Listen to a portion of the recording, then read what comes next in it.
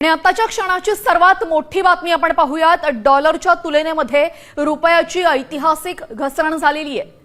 रुपयाची कमालीची घसरण दिवसेंदिवस सुरू आहे आणि आता डॉलर 96.17 रुपयांवर पोहोचलेला आहे। त्यामुळे आपण पाहतोय ही मोठी घसरण बघायला मिळते।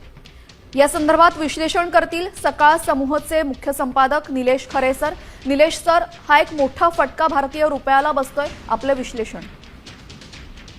आंतरराष्ट्रीय बाजाराची जी परिस्थिती आहे त्या परिस्थितीमध्ये डॉलरची मागणी खूप मोठ्या प्रमाणावर वाढलेली आहे। अशा परिस्थितीमध्ये याचा थेट परिणाम जो आहे तो रुपयाच्या घसरणीवर पाहायला मिळतोय।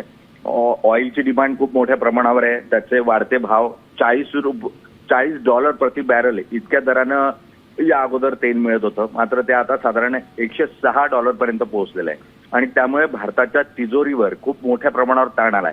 हे तेल सर्व डॉलरमध्ये मिळतं, त्यामुळे साहजिक आहे डॉलरची मागणी वाढली आहे आणि ज्या ज्या वेळेला बाजारामध्ये एखाद्या गोष्टीची मागणी वाढते त्याचा भाव वाढत जातो आणि त्याच नियमानुसार डॉलरचा भाव जो आहे तो वाढता आपल्याला पाहायला मिळतोय। 96.17 इतका रेकॉर्ड दर जो आहे तो या ठिकाणी डॉलरचा पाहायला मिळतोय। त्यामुळे रुपयाची अभूतपूर्व ऐतिहासिक अशी घसरण आहे आणि ही घसरण अशीच पुढचे 1 ते 1.5 महिने चालू राहील अशा स्वरूपाचं चित्र आहे, कारण तेल $150 प्रति बॅरल इतकं होईल अशी शक्यता आंतरराष्ट्रीय बाजारात व्यक्त केली जाते।